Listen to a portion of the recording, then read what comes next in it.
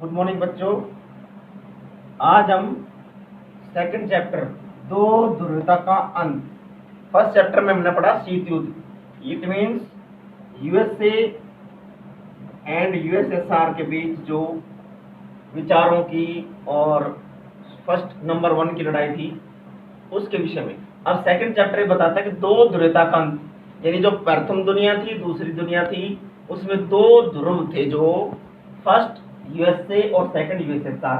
तो दो ध्रुवीय विश्व था उसका, उसमें से एक का अंत, यानी कि दो जो पार्ट वर्ल्ड के बने हुए थे उसमें से एक को हम अब नहीं देख पाएंगे इस चैप्टर के बाद। इस चैप्टर में हम केवल एक ध्रुव जो यूएसए है उसके बारे में हम नेक्स्ट पढ़ेंगे।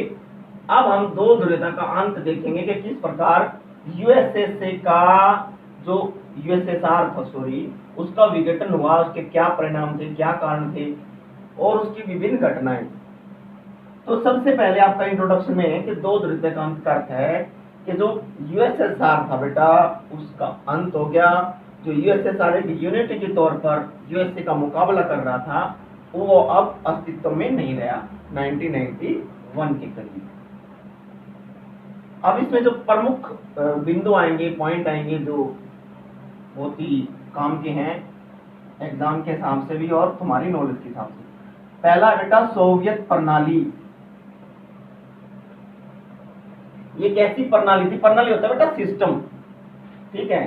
तो सोवियत प्रणाली वो प्रणाली जो सोवियत संघ में अपनाई गई थी, जिसमें बेरोजगारी नहीं थी, एक नियंत्रित थी और सबसे बड़ी बात है कि राज्य और समाज का उसमें स्वामित्व था। उस प्रणाली को हम सोवियत प्रणाली या सोवियत सिस्टम के नाम से जानते हैं। आपका क्वेश्चन अराइज हो जाता है कि सोवियत प्रणाली क्या थी, समझाइए। तो एक उन्नत प्रणाली थी जिसमें बेरोजगारी नहीं थी, राज्य का जो कारोबार है वो राज्य देखता था और समाज पर आधारित प्रणाली को हम सोवियत प्रणाली कहते हैं, जो समाजवाद को फैलाने का काम कर रही थी, जिसका सीधा संबंध जो साम्यवादी विचारधारा है उसका ज्यादा से ज्यादा प्रसार था। और कम्युनिस्ट पार्टी जिसका नियंत्रण करके बैठी थी, मेन है कम्युनिस्ट पार्टी का नियंत्रण, वो प्रणाली सोवियत प्रणाली कहलाई। उसके बाद है बेटा विभिन्न नेता, उनका योगदान।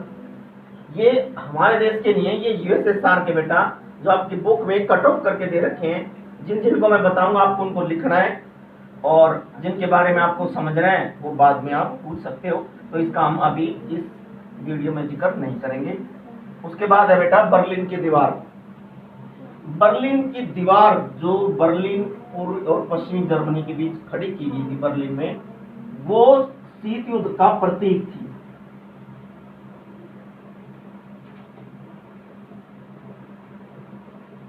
खड़ी करना जो 1969 के करीब खड़ी की गई थी, ठीक है। और जब बर्लिन की दीवार गिरा दी गई 1991 में, यानी कि दो जो पार्टीशन उसको गिरा दिया गया और ये सीधा सीधा प्रतीक थी। एक तरफ उस दीवार से जो सोवियत और साम्यवादी विचारधारा के लोग रहते थे और एक तरफ उसको पूंजीवादी विचारधारा के लोग रहते थे। तो इस दीवार का गिराया जाना शीत युद्ध के अंत का प्रतीक है, जो क्वेश्चन अराइज होता है। और इस दीवार का खड़ा किया जाना शीत युद्ध का प्रतीक माना जाता है। उसके बाद ये जो दोनों टॉपिक है बहुत ही तीनों, बल्कि ये तो बिल्कुल आपका क्लास में होगा, इसको आप छोड़ दें लेकिन लिख के छोड़ देना। ये आपको सारे पॉइंट लिखने हैं आज। ये जो टॉपिक है ये आपका नेक्स्ट वीडियो में, क्योंकि बड़ा टॉपिक है, कारण क्या थे, परिणाम क्या थे, ये सारा।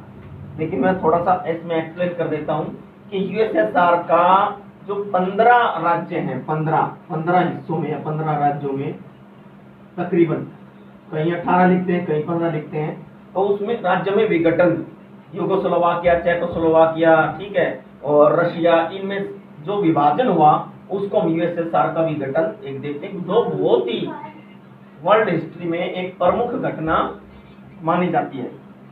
उसमें इसके हम कारण और परिणाम पढ़ेंगे। उसके बाद है बेटा शॉक थेरेपी। ये भी बहुत ही इंपॉर्टेंट टॉपिक है। दोनों क्वेश्चनों में से हर बार कोई ना कोई एक आपका पेपर में आता है। शॉक थेरेपी, जैसे कि नाम से यह शॉक, आघात, थेरेपी मतलब ट्रीटमेंट, एक ऐसा इलाज जिसमें शॉक देना था। जैसे किसी को हार्ट की प्रॉब्लम या कोई ऐसी दिक्कत है तो उसको पंप किया जाता है, इलेक्ट्रिक शॉक जिसको बोलते हैं। यानी बिजली के झटके देना, इट मीन्स या तो वो बिल्कुल ठीक हो जाएगा या उसका एंड हो जाएगा। तो ये एक थेरेपी थी जो यूएसएसआर की जो अर्थव्यवस्था, इकोनॉमी, उसके अंदर जो माइनस पॉइंट आए हुए थे, यानी कि जो अर्थव्यवस्था खराब हो रखी थी, उस अर्थव्यवस्था को उठाने के लिए एक ऐसा ट्रीटमेंट किया गया जिसका पता नहीं था कि इसका रिजल्ट क्या होगा। तो उसको हम शॉक थेरेपी के नाम से जानते हैं, यानी आघात लगाकर इलाज करना। कोई भी ऐसा इलाज जिसमें पता नहीं है लेकिन चोट देकर। अब चोट किस पर देनी थी? यूएसएसआर की जो इकोनॉमी, उस पर। क्या थी, क्या चोट थी, ये हम बाद में पढ़ेंगे। और लास्ट इसमें आपका टॉपिक आएगा बेटा यूएसएसआर और भारत, यानी कि जो विदेशी संबंध होते हैं। आपकी पॉलिटिकल साइंस की दोनों जो बुक हैं उसमें संबंधों का एक क्वेश्चन पूछा जाता है।